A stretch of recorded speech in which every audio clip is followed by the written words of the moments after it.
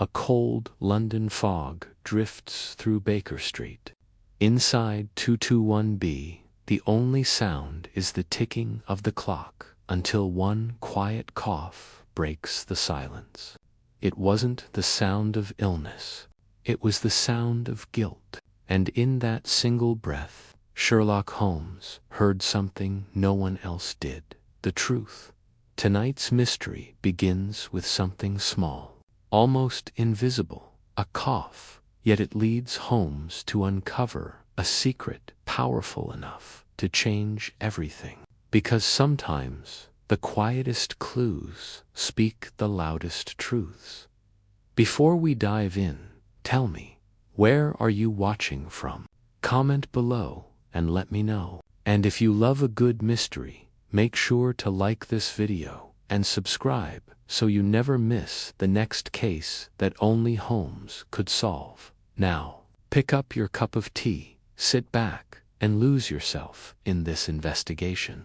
Because today, we unravel Sherlock Holmes and the cough that solved the case. Chapter 1. The music that couldn't be heard. It was a singularly bitter morning in late November when I returned from a short round of visits to find Sherlock Holmes seated by the hearth in our Baker Street sitting room, his eyes half closed and a half-burned telegram dangling between his fingers. The coal fire cast flickering shadows upon the books and bric-a-brac that adorned our modest but well-loved quarters. Outside, a low fog clung to the panes, distorting the gaslight from the street into a pale, trembling glow.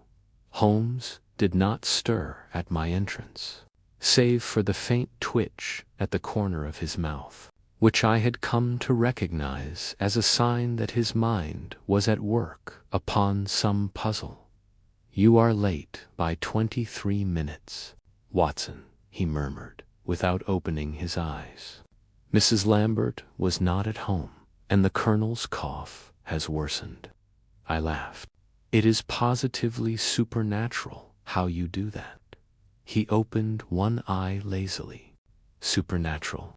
No, merely observational. Your boots are not as muddied as they would be had you called on the Lamberts first, which suggests you went to Kensington only afterward, found them out, and returned along the Marylebone Road. As for the Colonel, your right glove is still in your coat pocket. The left removed the fingers of your bare hand, slightly reddened. You used it to examine his throat. Phthisis, yes. Bronchitis, I believe. You've missed your calling, Holmes. You ought to have been a physician." He made a dismissive gesture. "Too many variables in medicine. The body lies, but the mind, it reveals all, if one only listens." He turned the telegram over and handed it to me. It read, "Urgent. Lady strange death at Audley House. No forced entry. No sign of struggle. Police baffled. Music playing. No source found." "Lestrade," I said, folding the slip. "And a death at Audley House. That's the home of Sir Emery Brackenstall, is it not? A rather reclusive patron of the arts, if I recall." "You recall correctly, Watson. Sir Emery died last year, and his widow has been a seldom-seen presence in society ever since. But this note, music playing, no source found, is what interests me. You think it's significant?" Holmes leaned forward, resting his long fingers together like a cathedral steeple. "Not just significant, Watson. Impossible. A murder scene where music is heard but cannot be found. That is precisely the kind of contradiction I find most nourishing. Shall we?" By the time we hailed a cab to Knightsbridge, the morning had matured into a gray haze of fog and drizzle. Audley House stood amidst a high-walled square, its stone facade drawn in shades of melancholy by the encroaching mist. A constable stationed at the gate recognized Holmes at once and waved us through with a nod of solemnity. Inside, the drawing room bore the unmistakable hush of fresh tragedy. The gaslights were dimmed, as if out of respect. A rug had been lifted from the floor and folded against the wall. In its place, on the polished boards, a chalk outline marked where the body had lain. Inspector Lestrade, thin-lipped and impatient as ever, looked up from a small notebook as we entered. "Ah, Holmes. And Dr. Watson, I was just about to send for you." "I'm touched by your confidence," Holmes replied smoothly, already gliding toward the outline on the floor. "The deceased, Professor Roland Edison, music theorist, acquaintance of the late Sir Emery, apparently, found here this morning by Lady Brackenstall's maid. No wounds, no signs of violence. But the strangest thing, when the maid entered, she said she heard music. A piano, just a single drifting melody. But there's no piano in this room. None in the house. In fact, Holmes cocked his head, and no source has since been found. None. The sound stopped as soon as she screamed. He crouched by the outline and studied the space carefully. Where precisely was he lying? Lestrade gestured to the center of the chalk lines. Flat on his back, arms spread, no blood, no bruises. But his face contorted as though from some immense shock. Holmes removed his magnifying lens and began his careful inspection. His attention flitted over the skirting boards, the nearby cabinet, and then he paused. Curious, he murmured, "Watson, come have a look at this." I bent to his side. There, near the corner of the cabinet's lower edge, was a dark scuff markslight, almost imperceptible, but clearly recent. Would you agree that this scratch was made by something being moved? "Yes," I said, "but what?" "That, Holmes. And more interesting still is what isn't here. For a theorist in music, there is a remarkable lack of instruments or notes in his possession. Did the deceased bring anything with him?" Lestrade shook his head. "No hat, no coat, no satchel?"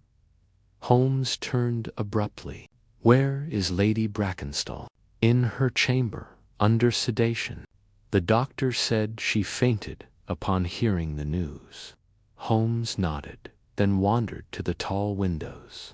He ran a finger along the sill and examined the dust. No prints.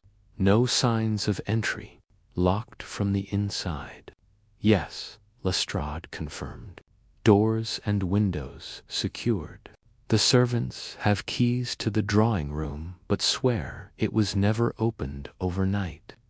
Holmes turned to me, his eyes alight with excitement. An impossible murder in a sealed room, and music that no one can trace. "Watson, do you not feel the faint stirrings of genius in the air?" "I feel only confusion, Holmes."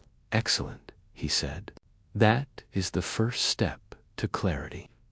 Just then, a quiet knock came from the doorway. A pale young maid stood there, hands clasped tight.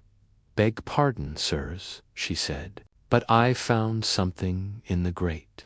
Holmes stepped toward her with the air of a bloodhound catching scent. "What did you find, miss?" "Celia, sir." Celia drew. "It were this. Just now when I was sweeping." She handed Holmes a crumpled scrap of blackened parchment. He unfolded it carefully. Even in its scorched state, faint musical notation could be seen, just a few bars, sketched in thick pencil. The top corner, signed Reddison. Holmes studied it a moment longer, then smiled faintly. "The music that couldn't be heard," he whispered, "and yet here it is." He turned back to Lestrade. "Inspector, I suggest you tell no one of this parchment. Not yet. This is no ordinary crimand.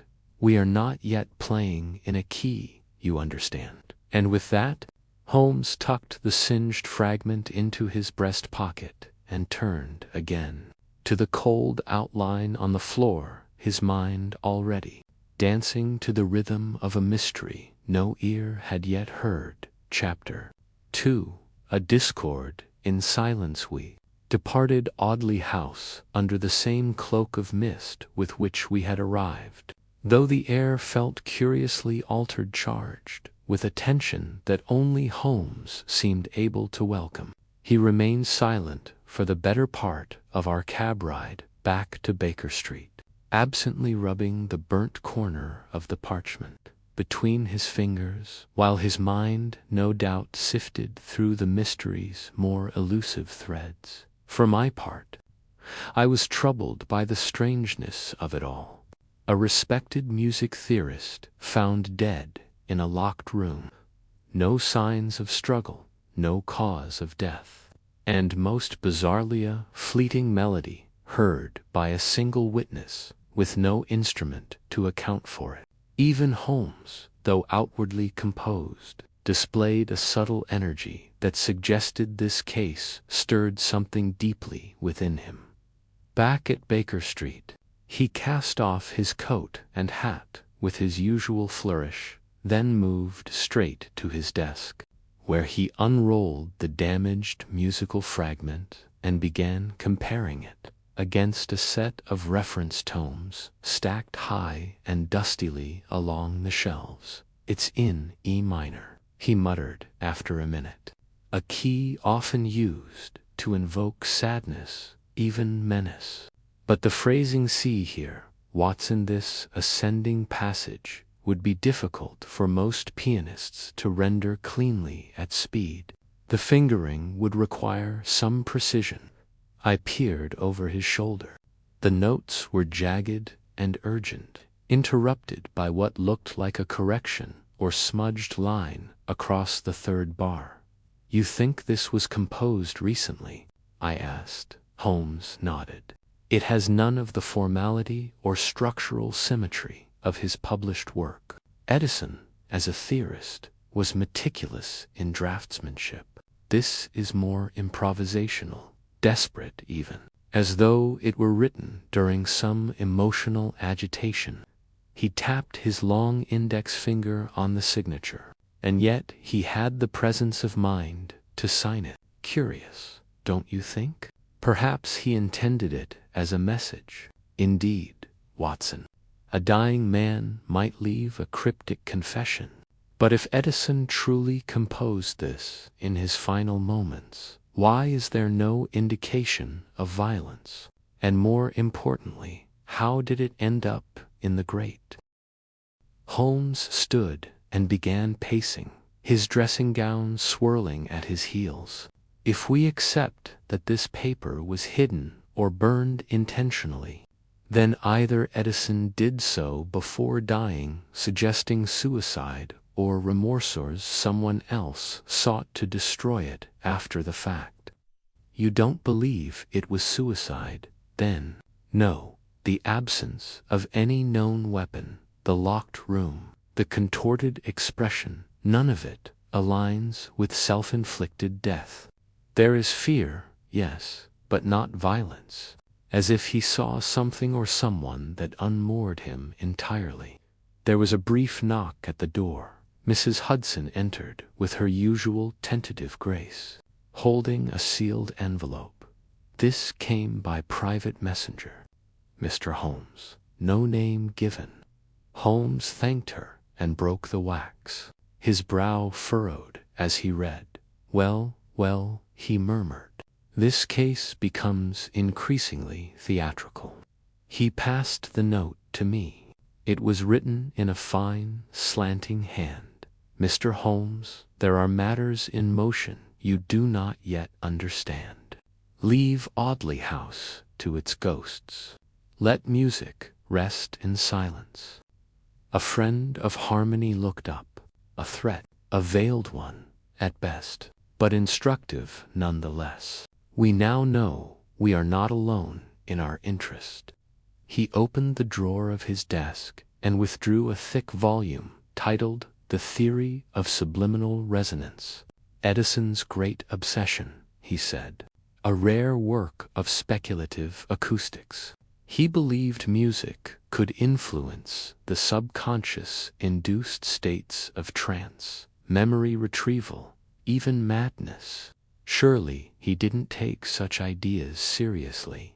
Edison did, and apparently so does our mysterious correspondent.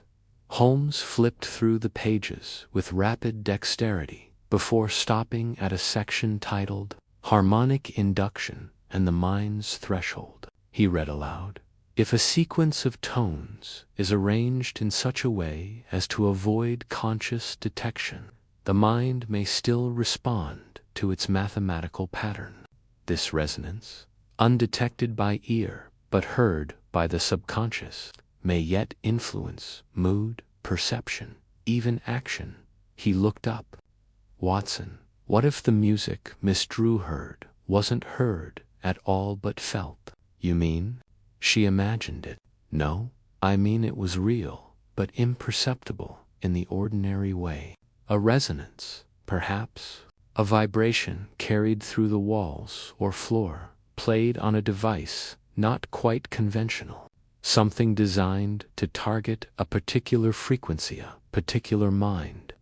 Before I could reply, there came another knock, this one urgent. Lestrade entered without preamble, damp and agitated. "Holmes, I must speak with you, privately, if I may." Holmes waved him in. "Anything concerning Edison is of mutual interest." Lestrade hesitated, then nodded. "Very well. We've identified something that may complicate matters.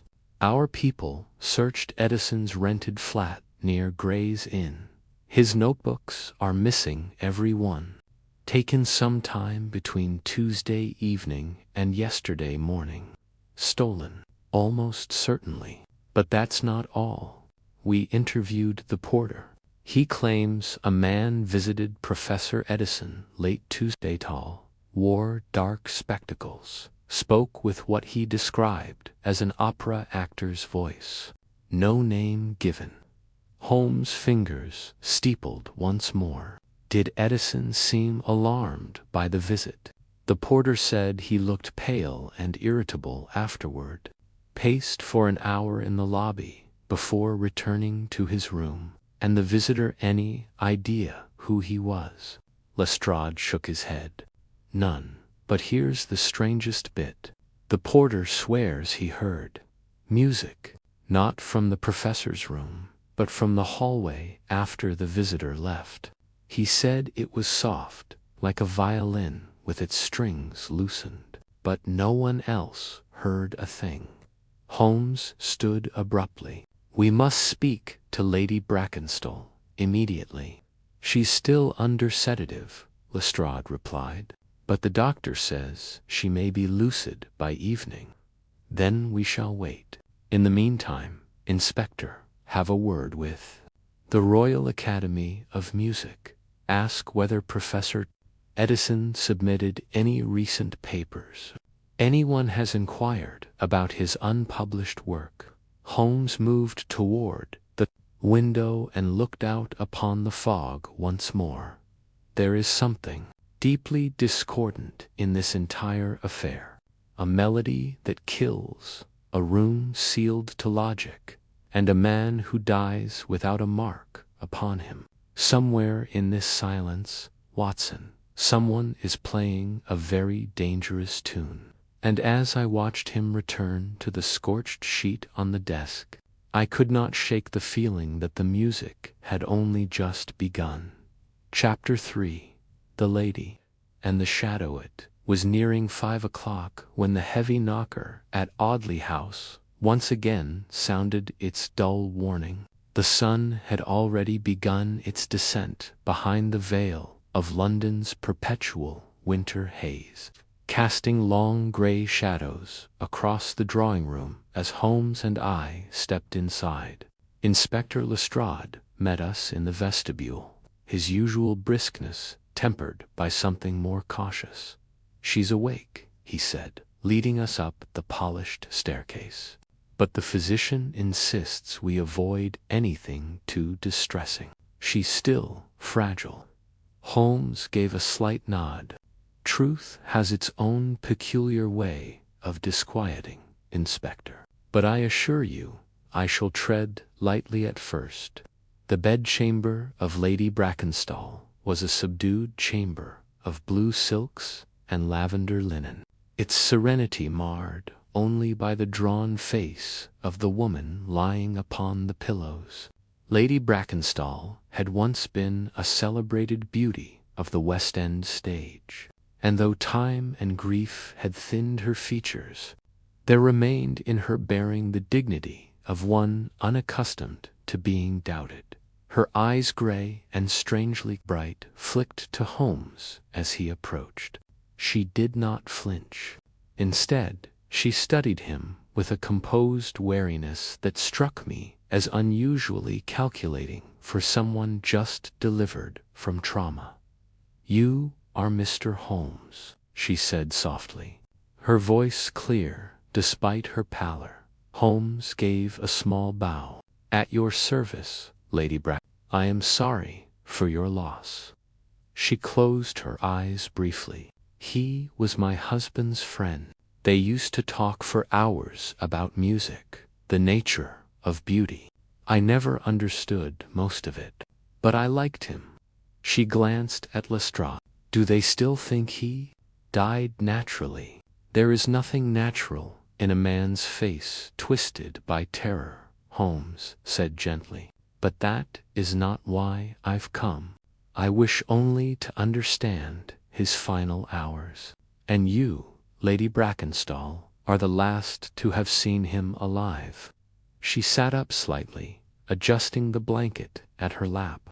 "I hardly saw him at all. He arrived after dark, announced. Said he had something important to tell me, but he looked nervous, distracted. I told the maid to bring tea and left him in the drawing room. When I returned a quarter hour later, he was gone." I asked, startled. "But he was found in the very room you left him." Her gaze sharpened. "Yes, I thought he had gone, but the room was empty, the door still locked. It wasn't until the next morning that Celia found him on the floor.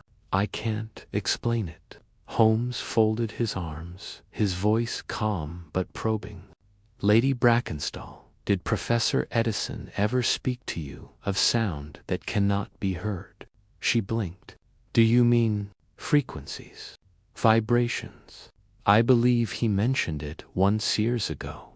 Something about notes so high the ear cannot perceive them, but the brain still reacts. And did he ever demonstrate such things?"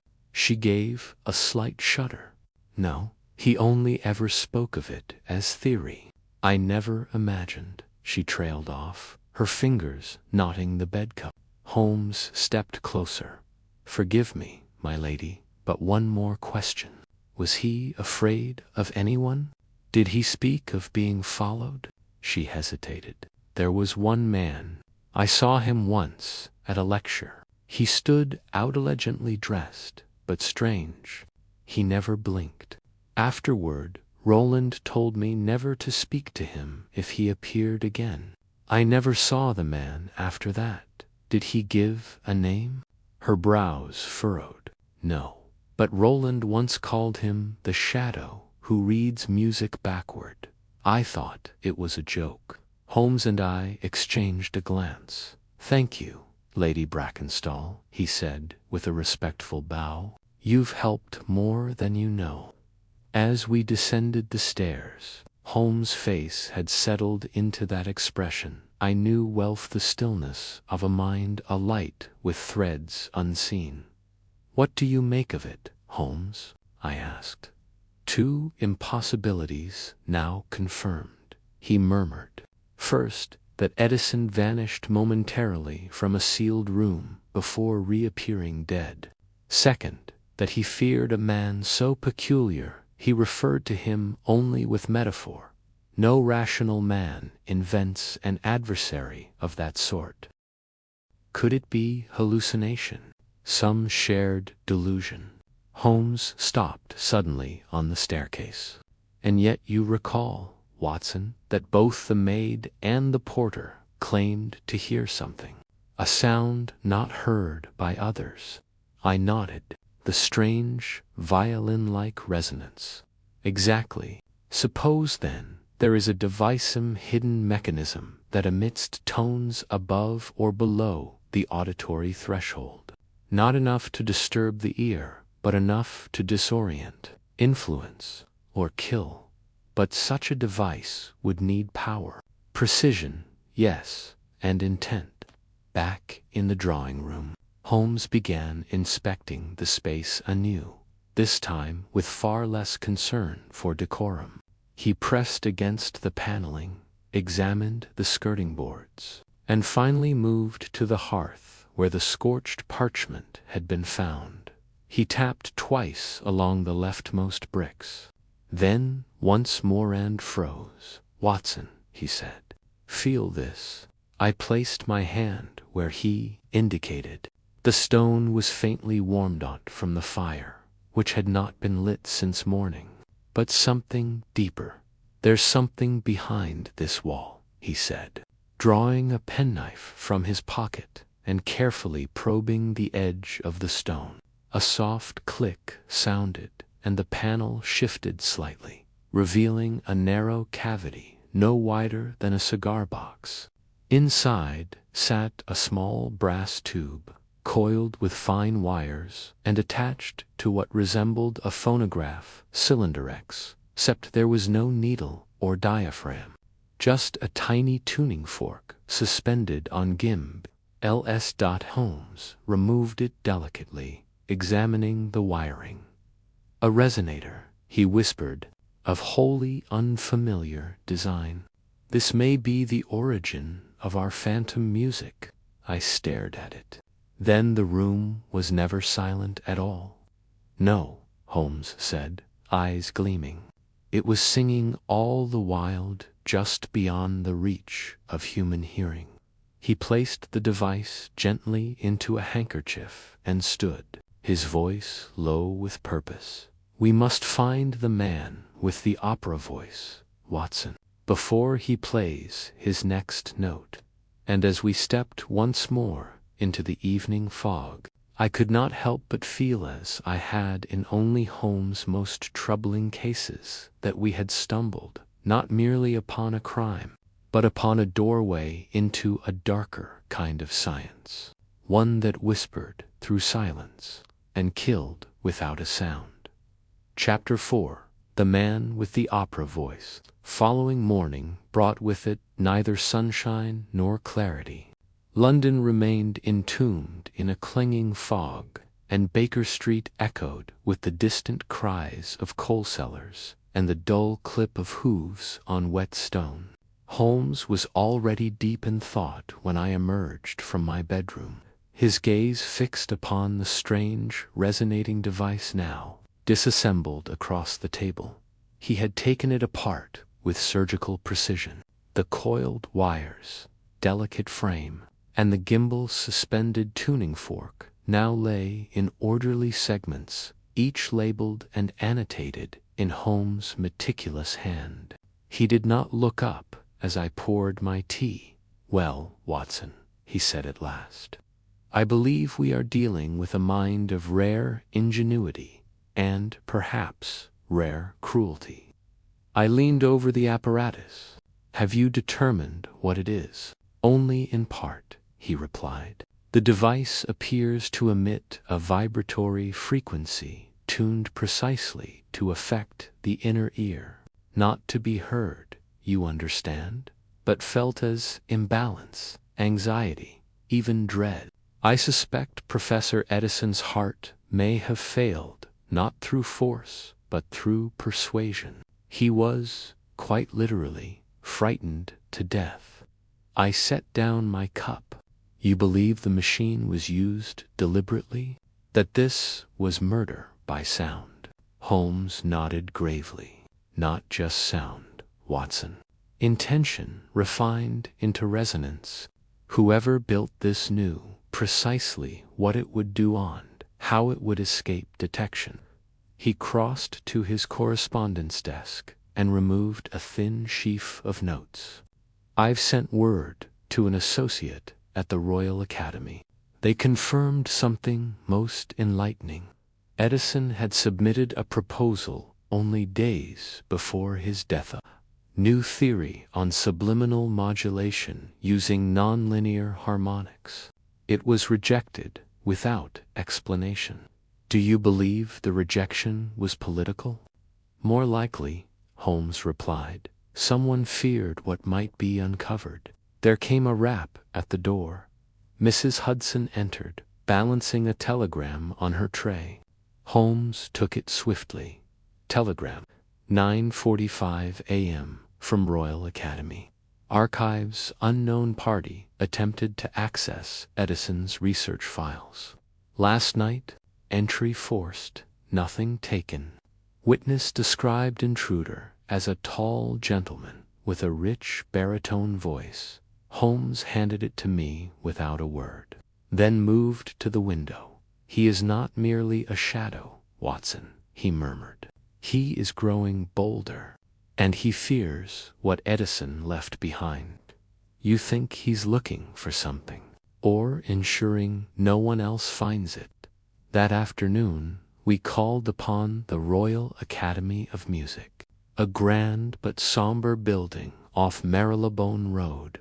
We were greeted by Mr. Percival Troughton, a narrow, scholarly gentleman whose spectacles perpetually threatened to slide from his nose. I'm still quite shaken by the incident. Mr. Holmes, he said, ushering us into his office. The intruder tampered with the filing cabinets in the south wing, specifically those housing our theoretical submissions. And Professor Edison's file? Holmes asked. But someone had clearly opened it. We found faint traces of smoke on the envelope, as though a match had been struck to examine the contents in dim light. Holmes opened the file as Troughton looked on. Inside were 2 pages of dense notation, an abstract summary, and a curious postscript in Edison's hand. If the mind can be tricked by absence, then presence must become its master. The ear may deceive, but the pattern does not.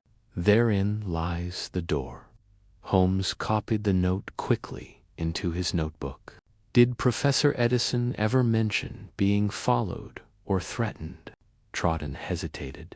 There was one incident, now that you mention it. 2 months ago, after delivering a lecture, he became very disturbed. Said a man in the gallery had mouthed something at him. Something about the lost chord.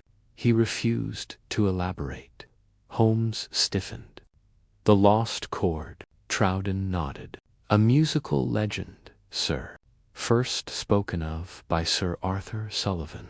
A chord so perfect and resonant it transcends harmony itself. But Edison scoffed at such romantic notions. We left the academy in deep silence, the sky growing darker despite the hour. The lost chord, I mused aloud. Could he have been onto something, Holmes? Or someone believed he was, Holmes replied, quickening his pace. We must find that man with the baritone voice. As we turned onto Montague Street, a hunched figure in a ragged coat detached itself from the shadows and approached us with a furtive air. Holmes raised a hand. Easy, friend. The man, unshaven, twitching, and clearly intoxicated, pulled a crumpled page from his pocket and held it out to Holmes. You're the one asking questions, yeah? About the singer what talks to ghosts? Holmes took the page. It was torn from a concert pamphlet, marked with a red cross next to a name, Donovan Gray, bass baritone, echoes of a dying note. The Lyceum Theater, he's a madman. The vagrant rasped, goes on stage in silence, stands there, says music is dead, but still listens to it. Said he talks to it beneath the city. Holmes pressed a coin into the man's palm. You've earned your supper, my good fellow.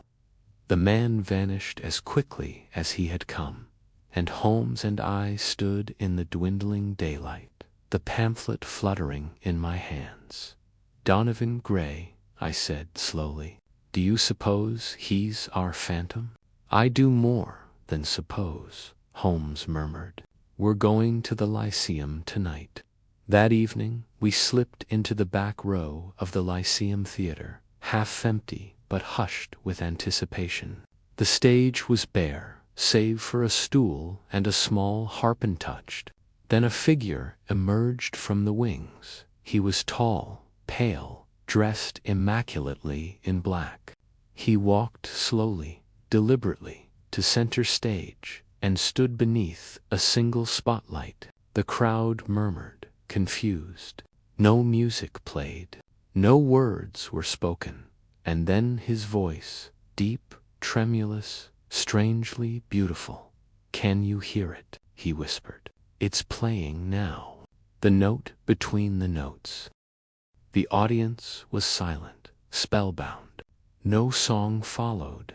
Only that voice, carrying across the air like some low, rolling fog. Holmes leaned toward me. This man, he said, is no mere performer. He is an architect of silence. And I felt, for the first time, the hair rise at the back of my neck, because even in the quiet, something was playing, something none of us could hear. Chapter 5, Echoes Beneath the Stage. Was well past 9 o'clock when Donovan Gray exited the stage to a scattering of confused applause and a palpable sense of unease. Holmes and I lingered in the back as the house lights rose and the patrons filed out, some whispering about the oddity of the performance, others dismissing it as an avant-garde experiment they were too dignified to admit. They did not understand.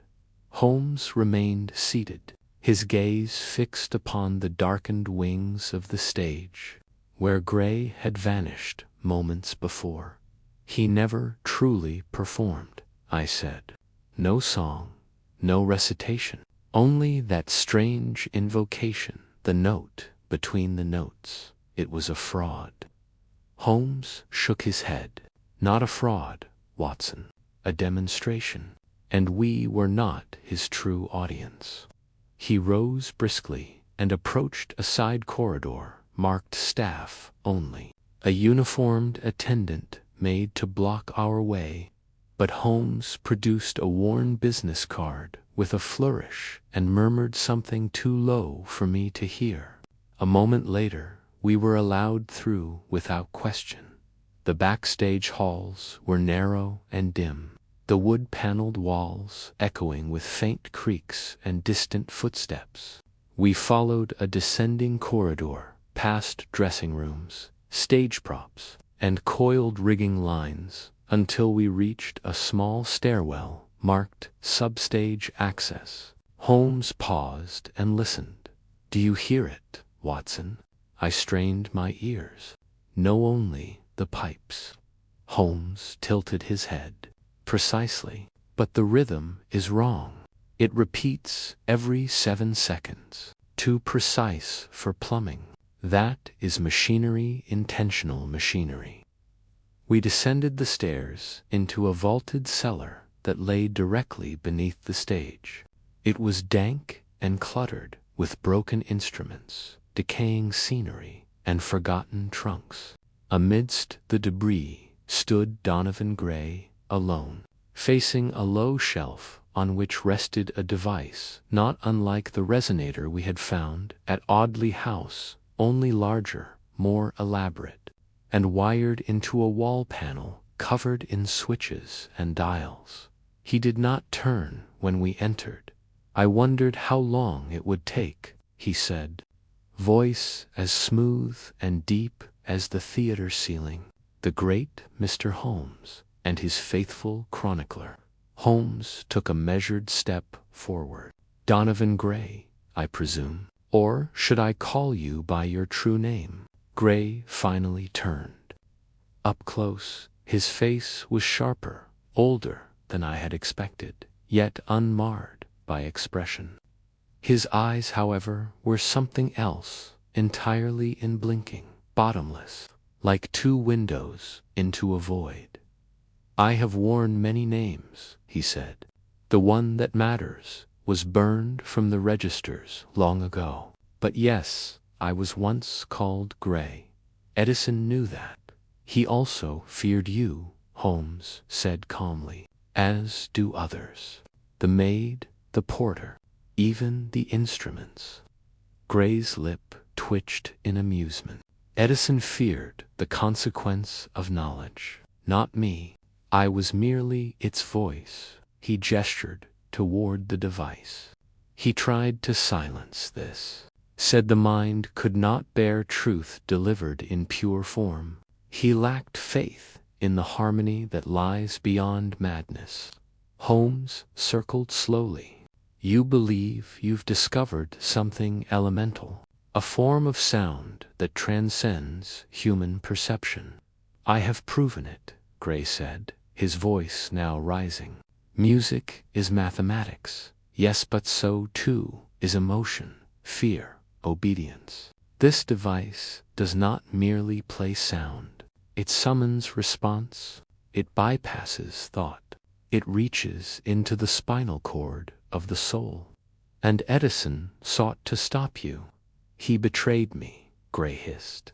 We built it together. He signed the grant with my name removed. Then came the retraction, the ridicule. So one improved the design.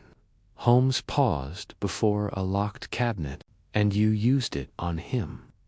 Gray's hands clasped before him. Only once.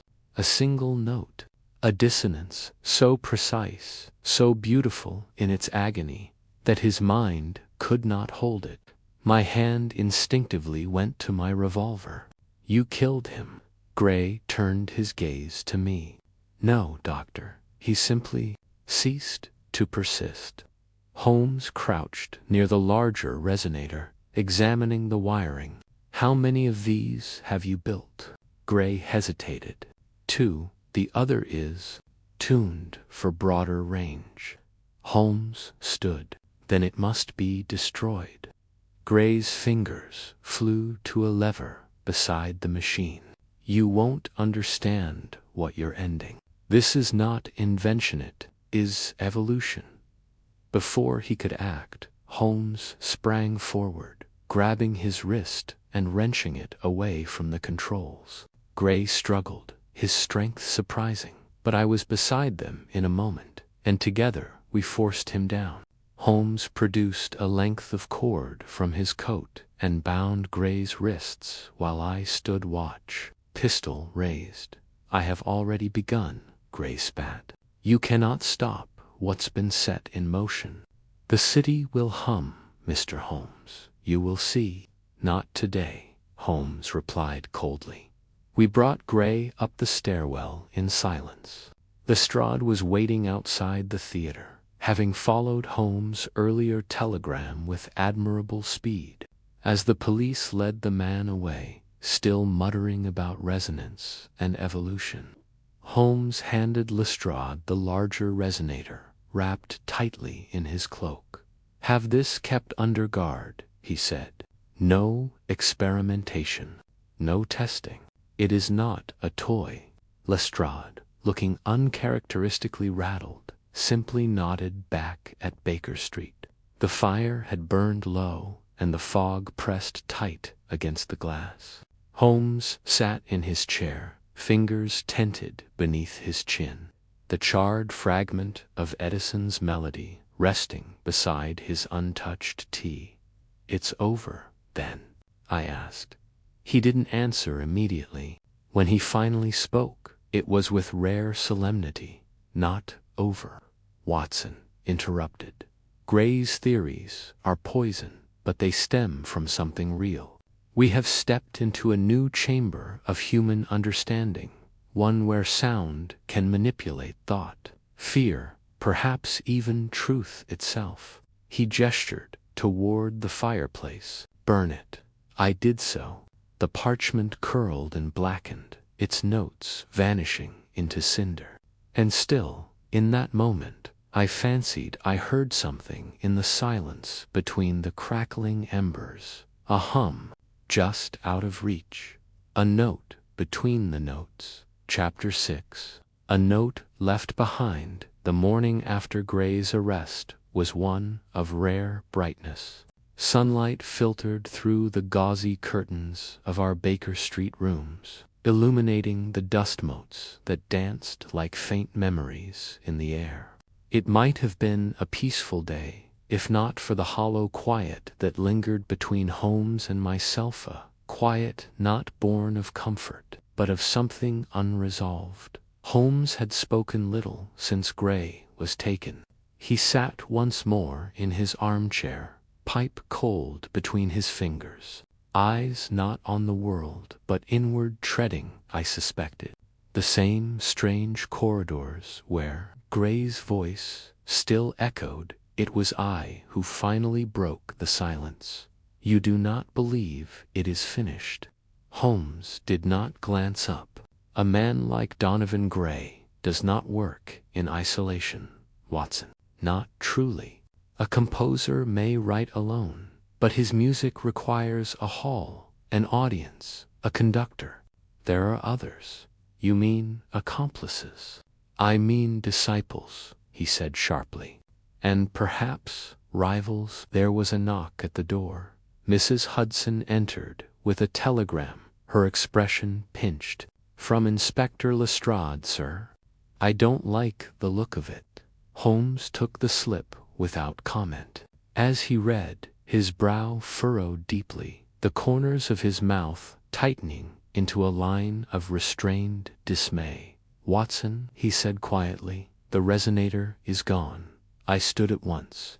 Gone? How? We gave it to the Yard directly. Escorted to the evidence vault by Lestrade himself, Holmes said. At precisely 8:15 this morning, the evidence clerk opened the sealed locker and found the device missing. The envelope with our instructions was untouched. No signs of forced entry. The lock mechanism was still engaged. But that's impossible. Not impossible, Watson. Just planned with care. We are dealing with someone who understands sound as intrusion, a thief who knows how to move without detection, to distract with silence. He tapped the message thoughtfully. Lestrade is rattled, and rightly so. The Yard has been humiliated, and Gray, I asked. He's still in custody. Holmes nodded. Solitary confinement, no visitors permitted. This was not his doing, or at least not his action. Someone else has moved to retrieve his work. He rose abruptly and crossed to his files, flipping through pages until he drew out a thin dossier marked Edison Correspondence. From it, he extracted a folded letter written in an elegant yet forceful script. My dear Roland, if ever they reject you again, come to me. There are others who understand what the Academy will not admit. The ear can be taught to listen differently. We will speak again of Vienna. Yours in trust, A. H. Holmes held the letter to the light. Vienna, the birthplace of musical theory, and, in certain darker corners, of musical manipulation. You believe A.H. is behind the theft. I believe A.H. is someone Gray once feared, or perhaps someone he once followed. He tapped the signature. The phrasing, we will speak again of Vienna, is not sentimental. It's a summons, and the initials, Albrecht Hirsch, Holmes said with grim certainty. An acoustic engineer turned composer, expelled from the Vienna Conservatoire for experiments involving sensory conditioning through tonal architecture, rumored to have published anonymously under the name Resonanzmann, a ghost in the margins of European theory journals. I frowned. But if Gray was the performer, Hirsch is the architect, Holmes finished.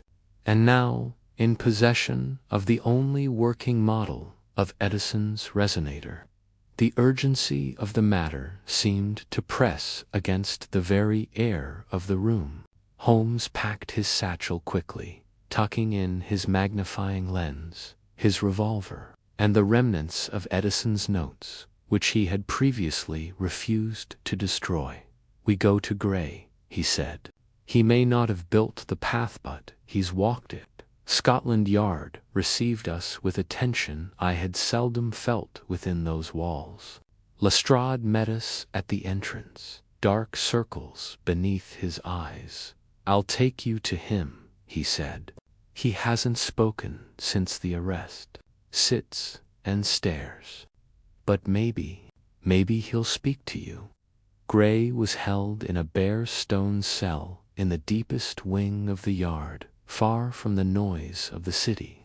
The single barred window offered only a sliver of overcast light. He sat cross-legged on the cot, still in his performance clothes, now rumpled and stained with dust. Holmes approached the bars. "They've taken your voice, Gray, but not your silence. Use it wisely." Gray looked up slowly. For a moment, I thought he would remain mute, but then he smiled faintly. "You heard it," he said. "On the stage." Holmes did not blink. "I did, but you were only the prelude. The true composition is yet to come." Gray's eyes narrowed.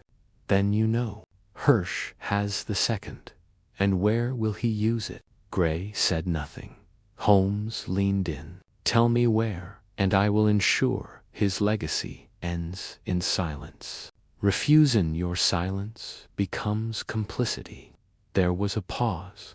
Then, with the air of a man confessing to the wind, Gray whispered, "He plays in the gallery."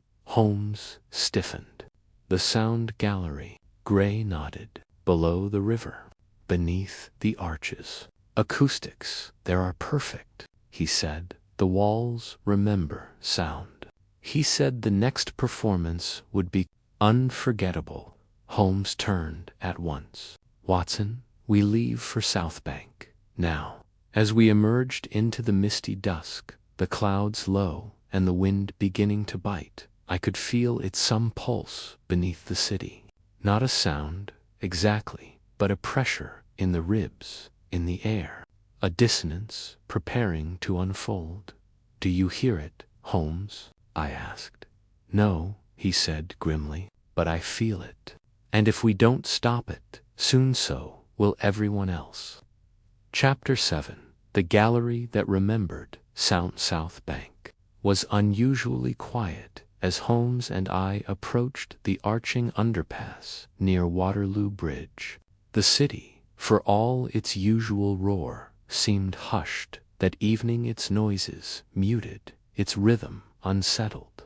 A dense fog rolled in off the Thames, curling like ghostly fingers through the streets and shrouding the world in a veil of strange expectancy. Holmes walked ahead with a determined stride, his gaze fixed on the brick-lined arches that sprawled beneath the viaduct. His long coat billowed behind him, and his gloved hand clutched the cane he only carried in moments of calculated risk, not for support, but for precision and defense. We passed under the great archway known colloquially as the Sound Gallery, a space once used by itinerant performers and musicians who cherished the tunnel's uncanny acoustics. The floor was slick with damp, the air vibrating faintly with each step we took, not with noise. but with potential. It was built in the 1830s, Holmes said, his voice low. Intended as part of a subterranean promenade for the fashionable elite. Abandoned before completion. But its shape it amplifies even the softest note. A whisper here can travel like thunder. I shivered and looked up. The ceiling arched overhead in concentric layers, like the belly of some buried cathedral. Holmes paused near a rusted iron gate. From his pocket, he withdrew a key Lestrade had secured earlier that day from a railway custodian. He inserted it into the padlock and, with a click that seemed to echo far too loudly, opened the gate. We stepped inside. The chamber beyond was wide and circular on enclosed rotunda of stone and steel, with old gas sconces lining the walls and a domed ceiling that caught even our breathing and folded it back upon us. At the center sat a dais, raised slightly above the floor and wired with coiled cables that trailed into the shadows. Upon it rested an object of intricate menace. It was the resonator. This version, larger and more refined than either of its predecessors, pulsed faintly with internal light. It resembled not an instrument, but a mechanism of rituala, standing harp fused with a cathedral organ. Its long brass tubes woven around a core that hummed without sound. "He's already tuned it," Holmes muttered. "It's active." Suddenly, a voice broke from the shadows above. "You're early, Mr. Holmes." Holmes turned slowly, his expression unreadable. A man stood atop the ringed balcony that circled the rotundatole, severe, clad in a coat of dark wool. His hair was silver, combed back neatly, and his face held the cold serenity of a man who believed himself beyond consequence. "Albrecht Hirsch," Holmes said evenly. "I am honored," Hirsch replied, "though I confess disappointment. I had hoped to complete the arrangement uninterrupted." Holmes took a cautious step toward the dais. "Why here? Why now?" Hirsch raised a hand, almost in reverence, to the ceiling above. "Because London is ready to listen. For centuries, this city has swallowed music, speech, prayer, command. But sound never dies, and I have found a way to resurrect it." Holmes shook his head. "No resurrection, only weaponization. You've built an acoustic parasite." "Perception," Hirsch said, smiling faintly. "That is all. You see an attack. I hear a revelation. The mind's boundaries are only habits of listening. Soon they shall fall." I stepped forward. "And what happens to the people caught in your experiment? The ones who didn't choose to hear?" Hirsch's eyes flicked to me. "Do you mourn the egg to feed the mind? Progress demands cost," Dr. Holmes, without turning, said quietly. "Watson, behind the platform. There's a lever box. I saw it on entry. I want you to reach it." I nodded and moved along the wall, keeping to the shadows, heart hammering. Hirsch descended the balcony staircase with unsettling calm.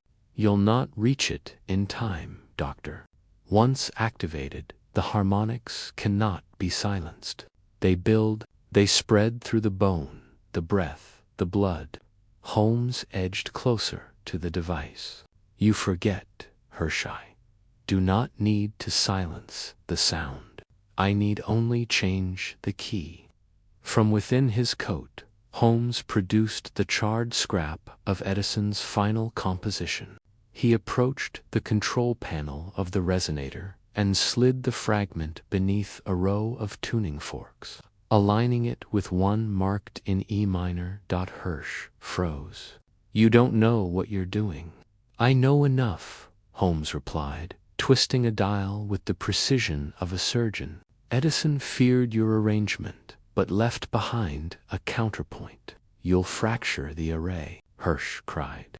It will tear itself apart. Precisely. With a single motion, Holmes pressed the final key. The sound that followed was nothing, yet I felt it in my teeth, in my chest, in the back of my skull. It was not a tone, but a cancellation of void where expectation had once lived. The chamber seemed to groan as the air itself withdrew. I stumbled, disoriented, and saw Hirsch falter, clutching his ears as though they were aflame. Holmes stepped back as the resonator shuddered. Sparks leaped from the tubes. One of the gimbals fractured with a sharp, ringing snap. A harmonic squeal, barely audible, rushed outward, like a scream compressed into crystal dot and then silence. The machine's glow dimmed to black. Hirsch collapsed to his knees. I rushed forward, breathing hard. Is it done? Holmes surveyed the ruin of the device with a rare look of finality. Yes, he said, but we arrived only just in time. One more key, one more second, and this entire chamber might have become an echo chamber for madness. We left the gallery as dawn crept pale and broken across the city. Hirsch was turned over to the authorities, his claims dismissed as the ravings of a radical, but Holmes, as ever, knew better. Back at Baker Street, as the fire crackled anew, Holmes rested in silence. Will it stop with him? I asked. He looked at me then, tired but resolute.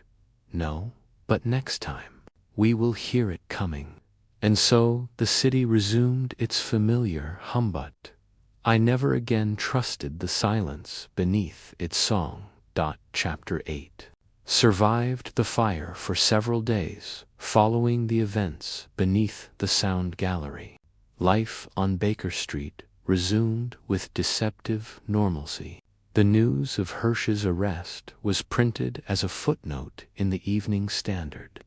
Buried beneath headlines of railway expansions and coal shortages, the resonator, having been rendered inert, was secured under lock and key at Scotland Yard, this time with Lestrade's personal assurance that no one, not even a ghost in a baritone cloak, could lay hands upon it again.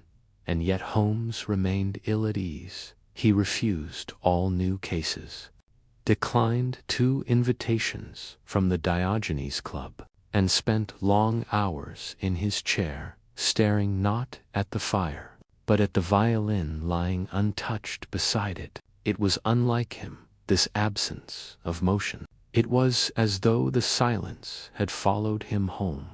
On the 4th morning, while preparing to leave for my rounds, I found him bent over his desk, sleeves rolled, a faint trace of soot on his fingers.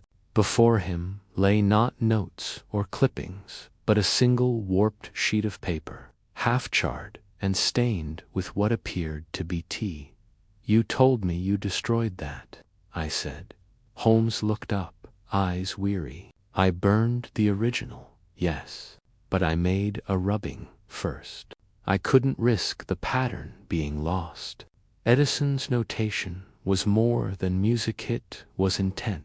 A warning, perhaps, or a message encoded in silence. He gestured for me to sit, then pushed the parchment toward me. Look at the alignment here, he said, pointing. The final 4 bars form a mirror sequence, and this marking barely visibles, not a musical note at all. I leaned in.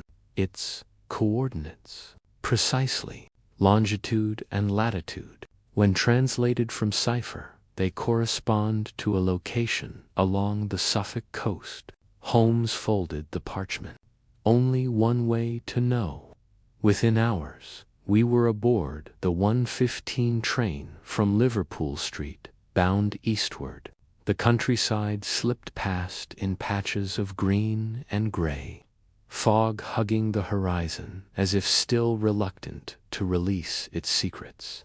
Holmes remained silent for the journey, his gaze fixed out the window. I knew better than to interrupt him during these stretches. The machinery of his mind was in motion, and I would not risk misaligning a single cog. We arrived near dusk in a small, wind-stripped hamlet called Dunley Point-a-Place, so utterly forgettable that even the station master struggled to justify its existence. The coordinates led us not into the village proper, but beyond it, along a cliffside path that wound down to a weather-beaten cove, and there it was, a structure half swallowed by the land itself, a squat, circular building of brick and iron. Its roof collapsed in places, its door long rusted ajar. Above the entry, barely visible through creeping ivy, was an inscription in Latin, Silentium iste lingua sapientia. Silence is the language of wisdom. Holmes stepped forward without hesitation. This was Edison's, he said, or perhaps even Hirsch's before a test site, Watson. Before the city, before Gray. We entered slowly.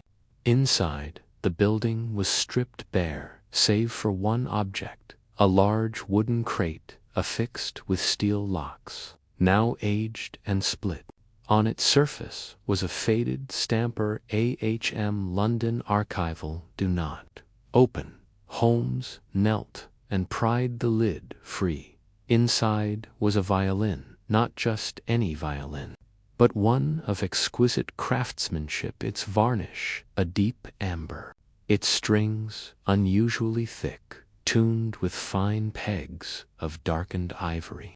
Attached to the bow was a folded note, brittle with time, to be played only in darkness. To unhear the truth, Holmes lifted the violin gently, examining its bridge, its hollow chamber. "There's something inside," he murmured. He loosened the tailpiece and carefully withdrew a rolled scroll from the instrument's hollow body. As he unspooled it, his expression shifted not with triumph, but with apprehension. "What is it?" I asked. Holmes' voice was grave. "The original schema, the prototype for the harmonic sequence used in the resonator. But this isn't tuned to induce fear." I stared at the scroll. "Then what does it do?" Holmes looked up at me, his voice no more than a breath. "Memory." We left the cove before nightfall, Holmes walking slower than usual, the scroll held close beneath his coat. Back in London, the violin and its contents were locked in his private vault, one of the few places even I was not permitted to access. That night, over a quiet supper, I ventured the question that had lingered since our return. "Do you believe Hirsch intended to use this? That he wanted people to relive something lost?" Holmes set his fork down and folded his hands. "I believe Hirsch's vision was corrupted, but it may not have begun that way. There is power in sound, Watson, not just to frighten or persuade, but to recall. What if the sequence could retrieve a memory locked beneath trauma, or awaken knowledge that once was common and has since decayed? But why hide it in a violin?" Holmes allowed a faint smile. "Because the violin is the closest man has ever come to building a voice with wood and string, a perfect vessel for a note not meant to be heard." I left him that night with a strange unease, not from fear, but from wonder. What had Edison remembered that made him burn his own music? And why, even now, did Holmes keep listening for a sound that should not exist? Whatever truth slept within that scroll. I knew this much: the case was not over. It had merely changed key. Chapter 9. The Harmonic Archive The following week passed in a peculiar state of stillness. No new developments arose in the newspapers. No further tremors of strange sound or mysterious deaths shook London's cobbled nerves. Yet, in Baker Street, the quiet was deceptive. Holmes remained entirely occupied by the violin and the scroll hidden within it. He had sealed the instrument within a climate-controlled glass case, an invention of his own construction, composed of copper tubing, lacquered cedar, and a pane of smoked glass. He would rise early, often before dawn, and return to his experiments with the intensity of an alchemist seeking lost fire. As for the scroll, he had begun translating the notations into plain musical language, line by line.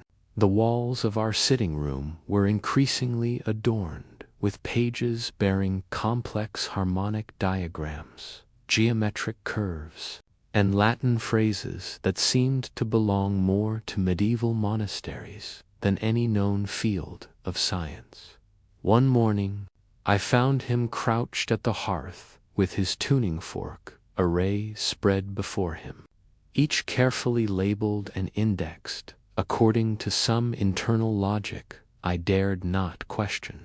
At his elbow lay a monograph titled The Vibration of Memory, an inquiry into psychoacoustic recall, which I later learned had never been published in England and bore no publisher's mark. "Holmes," I said cautiously, "I trust you are not about to play what's written on that scroll." He did not look up. "No, Watson, not yet. But I intend to understand it. You see, the violin contains more than wood and varnish. It contains a cipher, a sonic blueprint. The scroll is a guide, but the instrument is the key to what?" He paused, then looked up at me with a rare gleam of uncertainty. "I do not yet know, but I believe it is not a weapon. This was meant to retrieve something." He held up a page. "Look here. The notation forms a Fibonacci progression, and Hirthi's intervals form ratios used in bell casting." Edison was weaving more than melody. He was embedding structure, architecture of thought.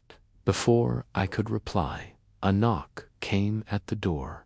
Mrs. Hudson appeared, visibly unsettled.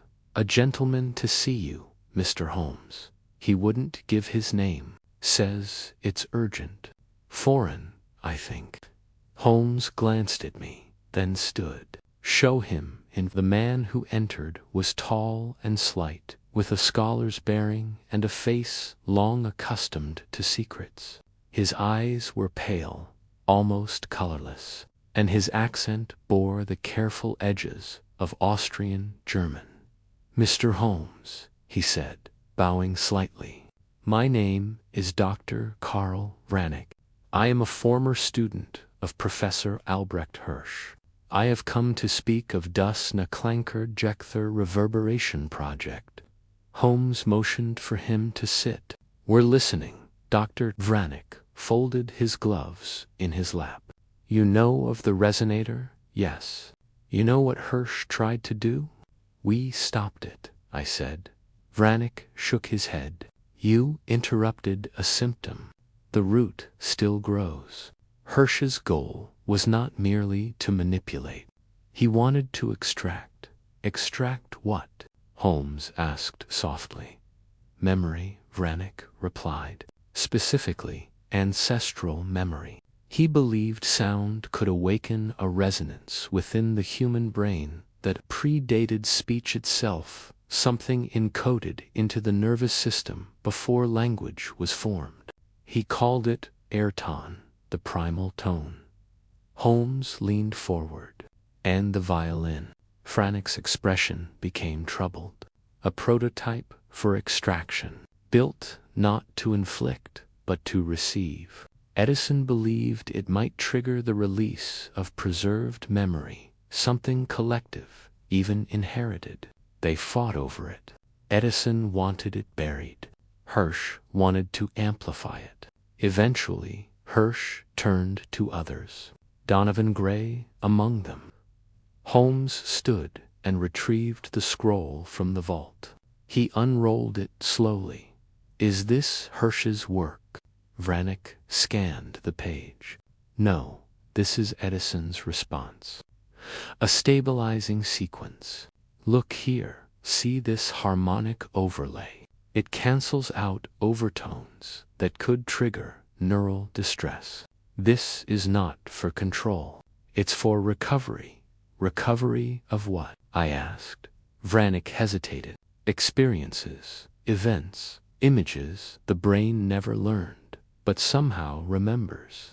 The echo of another life, or many." Hirsch believed we could listen to the blood. A long silence followed. Holmes turned away, speaking toward the window. "If this is true, then Edison did not die because of a failed experiment. He died because he chose to protect something that should not yet be touched." Vranick nodded. "He may have succeeded, but not before others found him." Holmes turned back, eyes sharpened. "Others." Hirsch was not the only one with followers. There are those now who wish to finish his work. Hirsch spoke of Die Rückkehr, the return, a performance that would awaken something ancient in every listener. "You believe they'll try again?" "I believe," said Vranick, standing slowly, "they already have. And the violin you now possess, it may be the only countermeasure." He reached into his coat and produced a small envelope. "This is an address in Prague, a chapel that no longer appears on maps. If you wish to know what Hirsch built before London, go there, but go quietly." He left as swiftly as he came, his figure dissolving into the gray veil of Baker Street. Holmes stood in the silence that followed, staring down at the scroll. "So," he murmured, "the music isn't over." "No," I said, the words dry in my mouth. "It was just the first movement, and somewhere beneath the stillness of London, I could almost hear it's a second beginning to stir." Chapter 10. The chapel beneath Prague was on the 3rd day of December that we found ourselves boarding a train for Dover, bound on a journey far beyond Holmes' usual geographic reach. My companion, rarely inclined toward international travel unless the need was dire, had declared the matter a melody unfinished, and that, to Holmes, was reason enough to pursue it into the very heart of Europe, from Dover to Calais, then by train through the lowlands of France and into the wintry sweep. We traveled beneath skies of iron and over landscapes seemingly emptied of color. The further east we went, the more the air felt charged quiet, not with peace, but with the kind of stillness one finds before a storm, or in the moment between a bow's release and the string's recoil. We arrived in Prague late in the evening, stepping off the train into a square veiled in snow and silence. Though the city bustled during the day, that particular night was subdued. A slow, creeping frost clung to the windows and coiled around the gas lamps like spectral vines. Holmes consulted the envelope given to us by Dr. Vranick and hailed a cab with characteristic economy of words. "The address leads us to the old town," he said, "but not above it." Our cab wound its way through the labyrinthine alleys of Prague's ancient quarter, eventually halting before a forgotten church, Facaday one, no longer marked on city registries and barely distinguishable from the weather-worn buildings around it. The stone was blackened by centuries of soot, and its rose window was boarded shut with nailed planks. No sign marked its name, Holmes stepped out first and approached the iron doors, which bore no lock. With some effort, he pushed one open, its hinges shrieking in protest inside. The darkness was nearly absolute. I struck a match, and its glow revealed a crumbling nave lined with pews buried in dust and cobwebs. The pulpit had collapsed, and the organ pipes, suspended above in an arched alcove, looked like a mouth frozen mid-scream. Yet it was the floor that drew Holmes' gaze specifically, the trap-door hidden beneath a long torn carpet near the altar. Without a word, he knelt and pried it open. A gust of stale, dry air rose from below. Holmes lit his lantern, then gestured. "After you, Watson." The steps descended steeply into a stone corridor, its walls reinforced with iron braces and lined with what I first mistook for candle alcoves. Only upon closer inspection did I realize they were slots for resonating chambers. Small brass bowls affixed to the wall at intervals, humming ever so faintly with the echo of footsteps not yet taken. At the end of the corridor stood a sealed wooden door, half-rotted and bound with steel hinges. Upon it had been painted, perhaps a century earlier, a symbol I could not immediately place. A circle split by 5 jagged lines, each branching outward like a twisted staff of music. Holmes reached for the latch but paused. "You hear it?" I listened. At first, I thought it was the wind, but no, it was more organized than that. It was rhythmic, not music, but its skeleton, pulses, intervals, a slow, throbbing measure that moved beneath the range of melody. More felt than heard. He opened the door. The chamber within was circular and immense, carved entirely of stone, and descending in concentric terraces like an inverted amphitheater.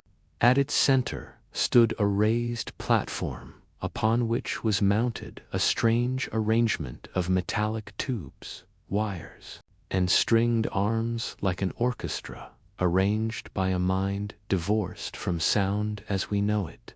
And standing at the far end of the room, adjusting a dial atop a control box, was a woman in a crimson coat.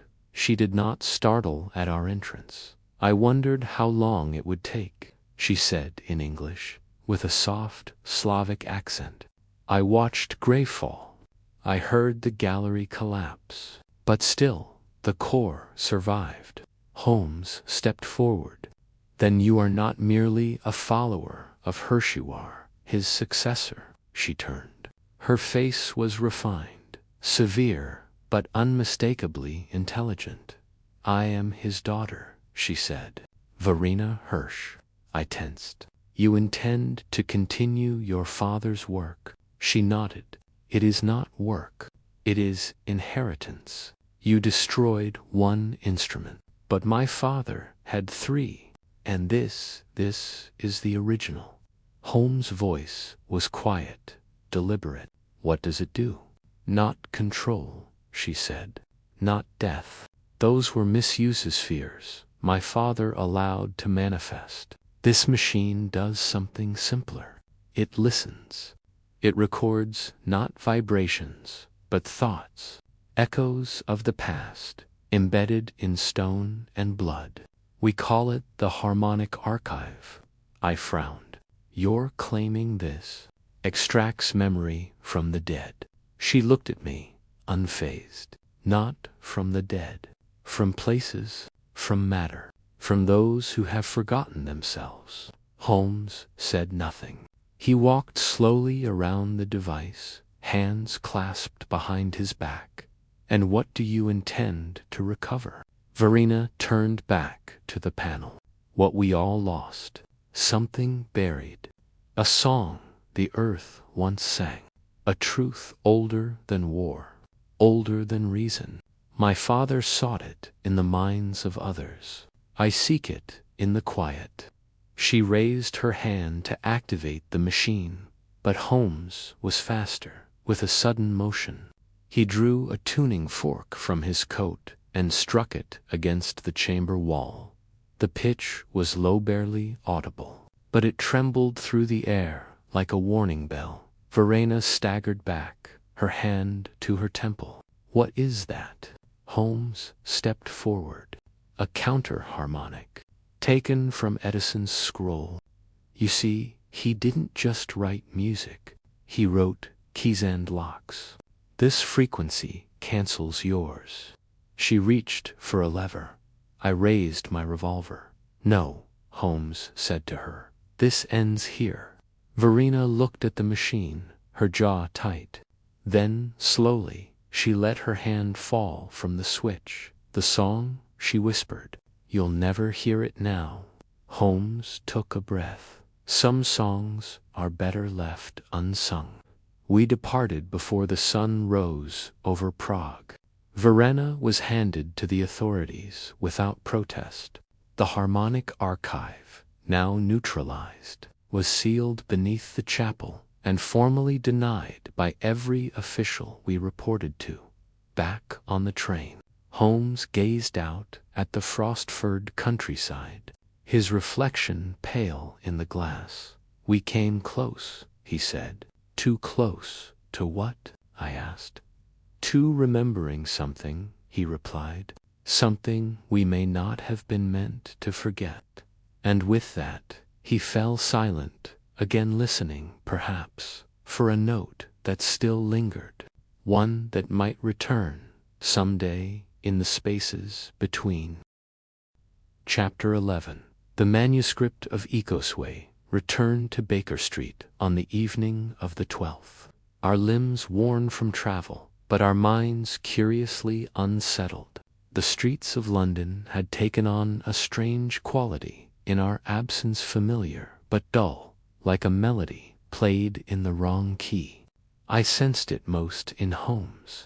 Though we had dismantled Hirsch's final machine and thwarted the intentions of his daughter, Verena, a residue of doubt, clung to him. In truth, I shared it, the idea that sound could reach backward into memory, that vibrations could stir something long forgotten in flesh or stone, had taken root. Whether or not we wished to admit it, we had glimpsed a boundary most minds never approach, and Holmes, being Holmes, would not rest until he found its true edge. 2 days after our return, I found him once again in his chair before the fire, not with his violin or his lens, but with a thick, leather-bound manuscript that had not been in our possession prior to Prague. "You brought something back," I said, noticing the faded Gothic lettering on its cover. Holmes looked up slowly. "Indeed, Watson." It was hidden in a side drawer of the control panel beneath the chapel. Verena Hirsch either overlooked it or wished us to find it. He handed it to me. The pages were yellowed, written in a blend of archaic German and musical notation. Several passages were underlined, and one was marked with a crimson ribbon. "What is it?" "A journal," he replied, "of someone called Father Gideon, a monk, perhaps a musicologist, attached to the chapel centuries ago, and, judging by the notations, one of the earliest men to document what he termed klangist, the spirit of sound." I opened to the marked passage, where a single paragraph stood out from the densely written page. "In this place, sound does not vanish. It walks. A bell rung in sorrow echoes for days. The chanting of the dead returns at midnight. I have heard words I never said, in voices not my own. It is not an archive. It is a listening mouth." I looked up sharply. "Holmes, this speaks not of memory, but of presence, as if the sounds had life." He nodded. That was my conclusion as well. Hirsch and Edison were not the first to stumble upon these principles. They were merely the first to attempt shaping them. I set the book aside. But surely you don't believe the chapel remembers. I believe it was built to listen, Holmes said, and perhaps to respond. The fire popped in the hearth, and for a moment we both turned toward the sound instinctively, no longer trusting its simple source. Later that afternoon, Lestrade arrived, unannounced and flustered. "Holmes, we've got a situation," he said, removing his hat with unusual haste. "Something's happened at the Royal Academy." Holmes rose immediately. "Edison's records. Worse," Lestrade said grimly. "The archivist, a man named Gregor Fields, dead, found this morning slumped at his desk. No signs of struggle. But here's the thing, his face was contorted, same as Edison's." Holmes's face hardened. "Were the files disturbed?" Lestrade nodded. "The cabinet was open. One document missing. A musical transcription with marginalia from Edison. No sign of forced entry." He paused. "And the security guard claims he heard music. Not through a gramophone," he said. "It was like it was inside his head. A high, distant note, repeating over and over." Holmes turned to me, his voice quiet but crisp. "It's begun again." "But how?" I asked. "We destroyed the last of the resonators." Holmes took a long breath. "But not the knowledge." He turned to Lestrade. "Issue a search of all individuals affiliated with Hirsch, directly or otherwise. Gray, Verena, the Vienna Conservatoire, and look for any recent gatherings, lectures, or performances involving unexplained auditory phenomena, particularly in smaller venues, clubs, or salons." Lestrade jotted notes with a furrowed brow. "Right? And the body?" Holmes hesitated. "Have it examined for signs of vibratory trauma. Microscopic blood vessel rupture in the inner ear.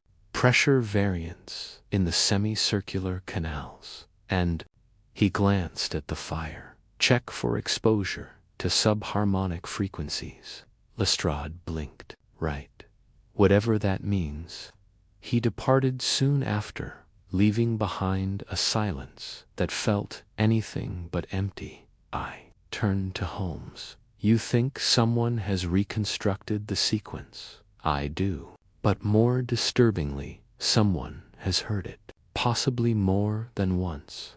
He walked to the bookshelf and retrieved Edison's burned parchment, now restored, in part, through Holmes' own reverse transcription. He laid it on the table beside Father Gideon's journal and examined them side by side. "The alignment is no coincidence. The Gregorian modes in the manuscript match the progression in Edison's notation, particularly the Dorian scale with flattened sevenths. Both suggest a harmonic convergence not meant for performance, but for transmission." "You believe the music is being broadcast?" "Not in the wireless sense," he said, "but via human conduit.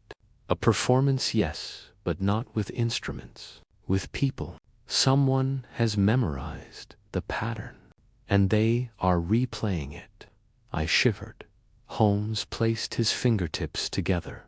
"It's a score passed through generations, Watson. One that was never meant to be played aloud, and now someone is performing it again." He looked up, eyes sharp. "We must find the conductor before the rest of the orchestra joins in." And so it began, again not with violence, but with something more insidious, a song whispered from one mind to another, silent to all but those who already remembered it. Chapter 12. The Circle. that cannot be drawn. The following morning arrived not with sunlight, but with an oppressive, muffled quiet that seemed to settle across London like a shroud. Even the clatter of hoofbeats and distant whistles from Baker Street's usual din sounded dimmed, as though the entire city had held its breath. Holmes, however, was in motion. He stood at the center of our sitting room, the morning papers spread in a precise circle on the floor, its clipped, folded, and annotated in his angular hand. His violin, untouched for days, rested beside the hearth, yet even it seemed part of the arrangement, a tool waiting to be tuned. 3 deaths in the past 48 hours, he said, not looking up. All men, all unrelated by occupation, all possessing one curious detail in common. Each had attended, within the past fortnight, an event at the Templar Club. The Templar Club, I echoed, setting down my TA. Private society on Featherstone Lane, established in 1812, exclusively purports to be a gentleman's literary salon, but, in truth, it is a cultural enclave for avant-garde expression, experimental theater, underground recitals, obscure philosophy lectures. Quite the ideal forum for anyone wishing to share music few others understand. He stepped between the papers like a man walking a sacred diagram. Last week, a performance was held there, the Evening of Ancestral Echoes, presented by one Elizabeth Corvin, a name entirely unknown in musical circles till now. He passed me a photograph. The woman in the image was sharply featured, with wide, distant eyes and a neck poised to suggest anything but the stage. Her hands rested on a music stand empty. Behind her, 4 figures stood motionless in long robes, as though in anticipation of a silent cue. I take it you suspect she's our carrier, I said. Not suspects. Her name appeared in a letter found among Verena Hirsch's belongings. She was described as the voice who remembers the intervals without pitch. That is not poetry, Watson. It is instruction. But how could she transmit the pattern without instruments? Holmes reached for a thick journal and flipped to a diagram. Here, vocal subharmonics. It's possible, though rare, for a trained voice to produce tones at multiple registers simultaneously. Through precise breathing and overtone control, a singer may evoke the illusion of harmony without chords. But if one were trained to reproduce Edison's pattern entirely from memory, I felt a chill pass through me. Then the performance becomes portable. Precisely. A voice becomes the vector, the carrier of memory, of madness, of death. We dressed at once, Holmes donning his Inverness cape and tucking the fragments of Edison's notation into his breast pocket. At his insistence, I carried his revolver. I did not argue. The walk to Featherstone Lane was brisk, though the heavy clouds overhead seemed to draw the city inward, muting its colors and its sounds. The Templar Club stood as a dark facade of polished stone and shadowed windows. At first glance, it bore no distinguishing features, no sign, no name, not even a doorman. But Holmes pressed his hand to a brass plate beneath the doorframe, and after a moment, a soft click announced our entrance. Inside, the air was thick with incense and dust. Velvet curtains lined the walls, and a hush permeated the marble-floored chamber. A figure emerged from behind a lattice screen, an older man with silver spectacles and the aloof bearing of someone who had long forgotten the weight of consequence. "May I help you?" he asked. Holmes stepped forward. "We seek Elizabeth Corvin." The man raised an eyebrow. "I'm afraid Miss Corvin is indisposed." "She is rehearsing," Holmes said flatly. "In the subchamber. You believe it's safe to allow her practice unobserved?" Now the man's expression wavered. "How did you?" Holmes swept past him without reply, and I followed. We descended a spiraling stair, the air growing cooler with each step. Beneath the club was a performance chamber circular, dimly lit by gas lamps. It resembled a miniature of the Prague chapel, with a low stage in the center and raised seating in perfect geometry. At the center stood Elizabeth Corvin. She was alone, but her presence filled the space. Her eyes were closed, her arms extended in a motionless gesture that struck me as both reverent and commanding. Her lips moved, but no sound emerged, or perhaps none that I could hear. Holmes raised his hand. "Stop." She opened her eyes. "You are late," she said softly. But still within the coda, Holmes approached slowly, his voice calm. "Miss Corvin, what you carry is not music. It is a recursive wound. Each note replays not just sound, but the condition of hearing it." She tilted her head. "You believe memory should be quiet. I believe some silences are sacred." She smiled faintly. "Then why have you brought the counter-sequence?" I reached for the revolver, but Holmes stopped me with a subtle glance. Instead, he reached into his pocket and drew forth a slim, folded sheet. "Edison's last complete passage. Do you recognize this?" he asked. She studied it, then nodded, double quotes. "Yes. That is the resting breath, the inversion, the anchor that must follow the fifth call. He wrote it in fear. He wrote it in restraint," Holmes corrected. There was a long silence. Then she lowered her arms. "I have only sung it twice," she said. "Once in rehearsal. Once for those who sought to awaken something they did not name. And after each time, I remembered less of myself." Holmes stepped forward and laid the parchment on the floor of the stage. "Then let us finish it together." To my astonishment, she knelt beside it. Slowly, with deliberate breath, she hummed a single note. Holmes responded by tapping a tuning fork against the stone and placing it in a bowl behind her. A harmony formed, not audible, but perceptible, like the soft resonance of glass in a quiet room. I closed my eyes, and for a moment I remembered something not my own life, but another's: cold stone. A hand raised in warning. A sound so deep it was felt in the chest before it was ever heard. When I opened them again, Elizabeth Corvin was weeping. "It's gone," she said. "The sequence is dissolved." Holmes nodded. "And with it, the path we left in silence." Our footsteps echoing through the halls of the Templar Club. Outside, the clouds had finally broken, and for the first time in many days, I could hear the wind again, its own music, untouched by memory, and entirely alive. Chapter 13.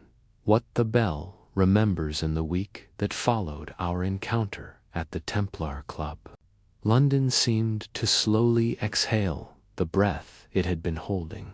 No further reports of unnatural deaths surfaced in the papers. The performance at the club was quietly cancelled, the chamber beneath it sealed by order of the Home Office. Elizabeth Corvin was placed under protective care at a private sanatorium in Hampstead, where she was reported to sing only when dreaming, and even then, in harmonics no nurse could transcribe.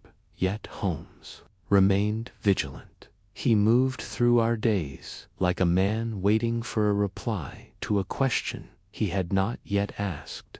Though the fragment from Edison's scroll had neutralized the pattern sung by Corvin, Holmes was not convinced it had reached the final cadence.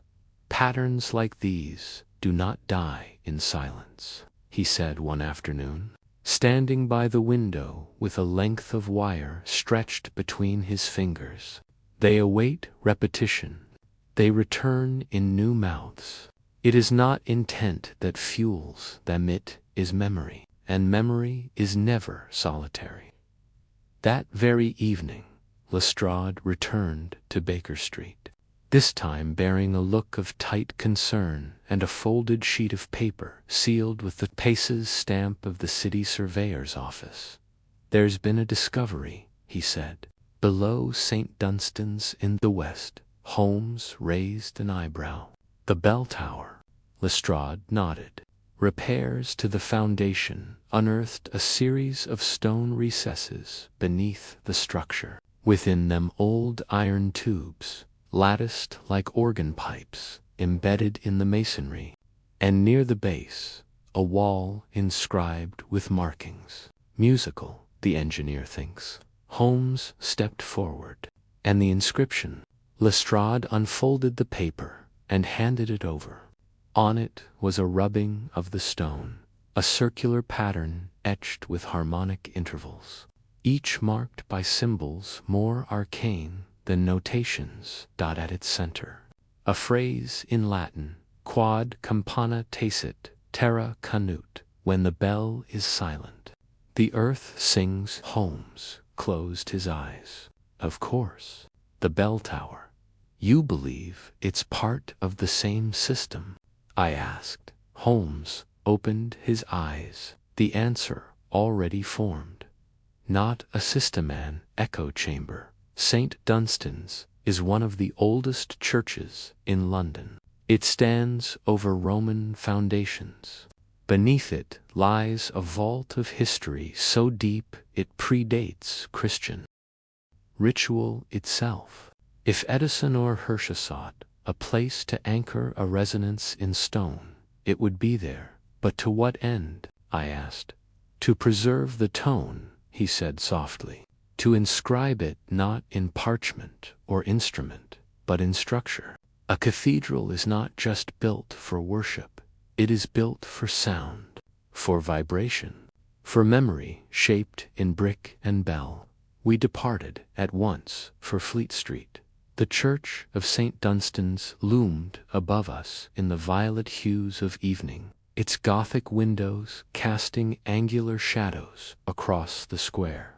The scaffolding from the city's repairs clung to one side of the bell tower like a skeletal arm, and a young foreman met us at the gate, lantern in hand. Holmes wasted no time. "Take us to the discovery." We were led down a narrow stair, through the rear of the nave, into a corridor sealed for centuries. Beneath the main floor lay the substructura foundation chamber, lined with great slabs of stone, damp with condensation and heavy with age. And there they were, rows of embedded iron cylinders, singed, rusted, and staggered at irregular intervals, like wind chimes waiting for breath. Holmes crouched before them, inspecting the inner rims with a gloved hand. "They're not decorative," he murmured. "Each pipe is tuned, not to emit but to receive." He turned to the inscribed wall. His fingers traced the spiral, each interval decreasing as the circle narrowed. "It's a listening spiral," he whispered. "A converging sequence. Whoever built this knew that sound must not be projected, but captured, preserved." "And that Latin phrase," I said, "when the bell is silent." Holmes stood. "It suggests the resonance occurs only in silence. The bell masks it, but in its absence." Lestrade's voice was tight. "The bell hasn't rung in weeks. Repairs to the pulley. It's been quiet since the week of the first death." Holmes went still. It's not a coincidence. The silence allowed the chamber to activate, to resonate. It became receptive. To what? To the sequence. He turned abruptly. We need to test the chamber. Holmes took from his coat the same tuning fork he had used beneath the chapel in Prague and struck it sharply. The note echoed into the vault and returned, slightly delayed, like the whisper of a whisper.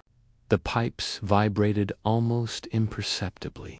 One, longer and blackened with age, let out a soft sigh, as if something deep inside it remembered the air. Holmes stepped back. "It's singing," he said, quietly. Then, from above, came the unmistakable clank of the bell chain being restored, and with each a single toll, it rang out above us like a command. And as the final echo rolled through the chamber, the vibrations ceased. The spiral fell still. Holmes exhaled. "It stopped. You're certain?" I asked. "No," he said, "but I know what must be done." He turned to Lestrade. "Seal this chamber permanently. Fill it with stone and sand. Let it become deaf to the world. And for heaven's sake, never let the bell remain silent again." That night, Holmes and I returned to Baker Street, exhausted but strangely restored. The pattern had been interrupted. The earth would no longer sing in silence. The tones that once whispered through walls, wires, and mines would now sleep beneath stone. And still, Holmes did not return the violin to his shoulder. He placed it gently in its case, closed the lid, and latched it shut. "No more music for now," he said. I did not ask why, for in my bones I already knew. There are songs so old, even silence cannot forget them. Chapter 14. The quiet between the walls. The days following the sealing of the chamber beneath St. Dunstan's passed without incident. The newspapers returned to their usual fare of ministerial speeches, petty crime, and scandal among the titled. No further deaths were reported under mysterious or musical circumstances. Holmes, though relieved in manner, remained oddly introspective. "I do not trust the stillness," he said one morning, peering over the edge of his tea with the same intensity he once reserved for blood spatter on cuff. "It is too complete, as if something has paused, not ended." I could see the effort he made not to return to his violin, which sat untouched in the corner. He had cleaned and restrung it the day after the bell tolled, but made no move to play. His fingers would occasionally hover near its case, only to retreat again, uncertain. On the fourth night, something shifted. I was roused near midnight by a soft, irregular sound coming from the wall adjacent to Holmes' room. Not the scrape of furniture or the knock of plumbing, but a tap, faint and deliberate. It came 3 times, then silence. Then, once more, I lit a lamp and stepped into the hallway, expecting to find Holmes in one of his frequent nocturnal trances, perhaps testing some acoustic phenomenon of his own devising. But his door was open. He was gone. On the desk beside his bed was a single page from Edison's notebook, the final transcription of the countersequence, marked with an X over the 3rd measure. A slip of paper rested atop it, in Holmes' unmistakable hand. "The silence may be binding, but it is not blind." There was no sign of struggle. No window opened. Only absence. I returned to the sitting room and searched for clues, but the apartment was undisturbed. Nothing missing, nothing added. But on the edge of the hearth lay a single object I had not seen in years. Holmes' old listening disc. a device once used to detect faint vibrations through walls. It had been placed carefully, facing outward, as though left behind for someone to find, for me. And that was when I heard it again. 3 soft taps from the far wall. Then a fourth slightly higher in tone, almost pitched. It came not from the flat next door, nor from above or below. It came from within the wall itself. I pressed my ear to the paneling.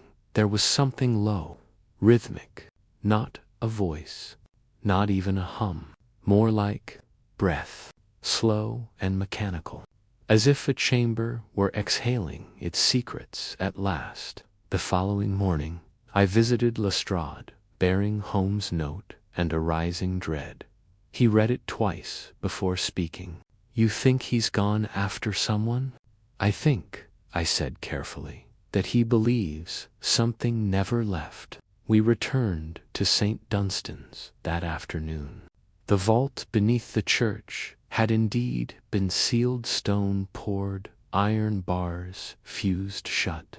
No possible ingress remained, and yet there's a humming, one of the masons told us, wiping dust from his brow. Started yesterday, like a wire humming through the walls. We checked all the electric lines, nothing active, and it stops the moment the bell chimes. Holmes had anticipated this. Of course he had. We returned to Baker Street with heavy silence between us. But as we crossed the threshold, I noticed something strange, a faint, almost imperceptible vibration in the floorboards. It stopped when I stood still, but resumed when I walked toward Holmes' study. I followed it, not to the violin, but to the panel behind his bookshelf, one I had seen opened only once. Years ago, when Holmes had briefly displayed to me his private records, case notes, musical studies, and unfiled manuscripts. The panel was ajar. Inside sat a phonograph, primitive, but modified its diaphragm, fitted with fine wire coils and a filament of silver, likely to conduct even the faintest resonances. It was running. A cylinder spun slowly upon it, though no music played. I adjusted the needle, and a crackling voice emerged, faint and strained. "Holmes, if you are hearing this, Watson, then I have crossed into the place between memory and sound. I do not know whether it is a chamber, a thought, or merely a trick of recursive vibrations, but it exists. Beneath the silence, beneath even Prague, beneath St. Dunstan's and the gallery, there was a pause, as if he were trying to steady his own voice. You must understand, the pattern does not require intention to persist, only repetition. One mind to remember, another to echo. It is not a melody, it is a mirror. Every time we heard it, we were not just observers, we were composers. Seal the flat if I do not return. Burn the scroll. And for God's sake, the recording ended, and I stood there, heart hammering, the soft whir of the phonograph suddenly louder than any bell. That night, I did not sleep. I sat in Holmes' chair, staring into the fire, listening, waiting for the quiet between the walls to breathe again. Chapter 15. The House That Heard Him. The next morning, the street outside 221B Baker Street bustled with oblivious activity, carriages rattling past, boys hawking the morning editions, the usual chorus of London returning to its routine. Inside, however, the stillness persisted. Holmes had not returned, and I had spent the night haunted not by dreams, but by sound. No, the absence of it, the silence, had texture, not emptiness, but resistance. The way an unspoken thought lingers between people who know it is too dangerous to say aloud. Holmes' warning, recorded into that trembling phonograph cylinder, echoed louder in my mind than any violin could have. "Do not play the violin," I obeyed. But I did not remain idle. By mid-morning, I had begun a complete search of Holmes' study, starting with the volumes he kept locked in a rosewood cabinet behind the sitting-room's corner alcove.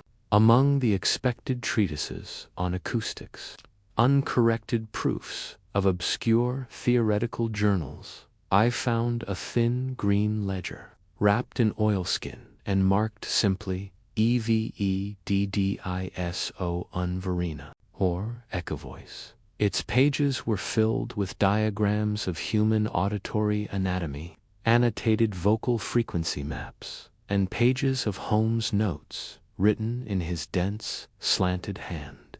But at the back, beneath a flap of torn vellum, I found something else, a folded floor plan of our very building.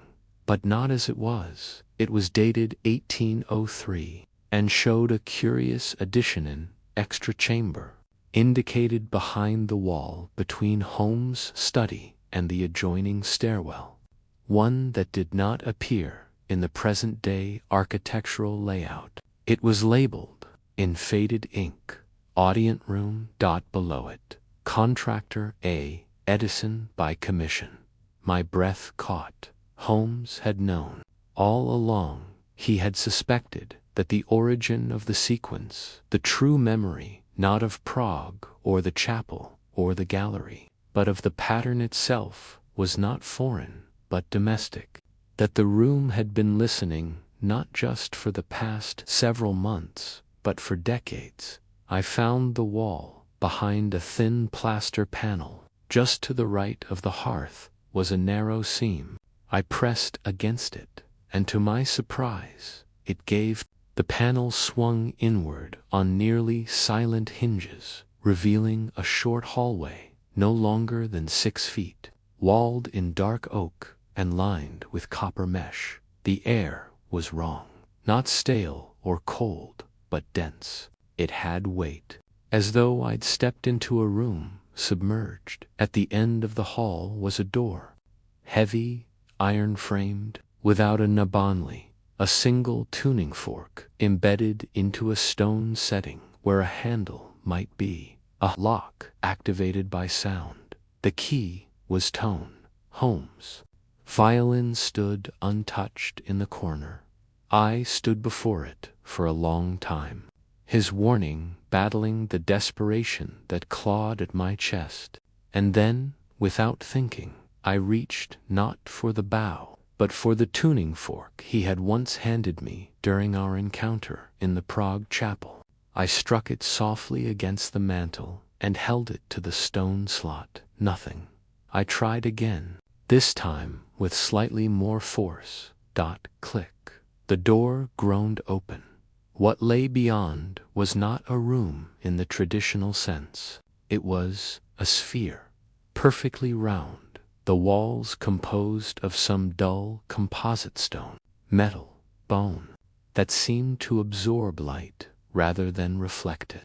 The only object within was a single wooden chair, placed precisely in the center. Beside it, affixed to a curved console of polished brass and ebony, was a listening device, a hybrid of phonograph, stethoscope, and organ pipe. And sitting in the chair was Sherlock Holmes, eyes closed, hands folded, still breathing. His chest rose and fell with the faintest rhythm, as though he were not asleep, but suspended, held between moments by an invisible thread. Around his head, a network of fine copper wires ran into the walls, humming with low vibrations. I stepped forward. Holmes, his eyes fluttered open, but he did not look at me, not yet. Instead, he said, softly, clearly, "The house remembers." He blinked once, then focused, as though forcing himself up from great depth. Watson. I had to follow it. The sequence, it's not just sound, it's an architecture. Every pattern, you and I traced the gallery, the chapel, even the spiral beneath St. Dunstan's. They're all fragments of the same composition. But composed by whom? I asked. He looked up. Not by a man, not entirely, by memory itself. He gestured to the walls. This room was built by Edison, a prototype chamber to contain the pattern, not to transmit but to receive it, a vault for sound and thought alike. And it's been collecting for decades. Collecting what? He stared ahead. Me. I felt a chill. What do you mean? Every time I listened, every time I analyzed, echoed, decoded, I added to it. The pattern is recursive, Watson, reflexive. The mind that studies it becomes part of it. I heard it, but it also heard me. I approached the console, my hand hovering near the lever. Then we shut it off. Holmes raised his voice slightly. No, I froze. It cannot be silenced that way, he said. Not without risk. The pattern must be concluded. It needs a final bar. What is it missing? Holmes smiled faintly. A listener who refuses to repeat it. He placed his hand over mine.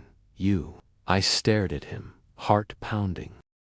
You mean to say, I have seeded the closure into this chamber, he said. A counter-sequence, layered over the collected resonance.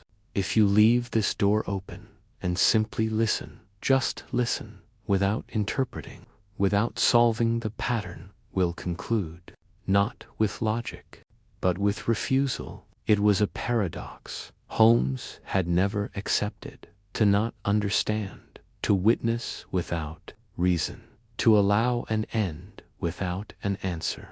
But he smiled now, as if he finally grasped its necessity. I stepped back, breath shallow. He closed his eyes again, and I listened, not for the melody, but for the silence that would not echo. Chapter 16, The Echo of Silence. The days that followed Holmes' return from the chamber passed in a quiet haze. The city's rhythm uninterrupted by the strange and spectral music that had haunted us for months. The papers made no mention of further deaths or oddities, and the police seemed to breathe easier, perhaps sensing that the dark tide had finally receded. Yet, in the sanctum of 221B Baker Street, the weight of the case lingered like a fading chord, a reverberation just beyond reach. One evening, as the gaslight flickered against rain-streaked windows, Holmes and I sat before the hearth.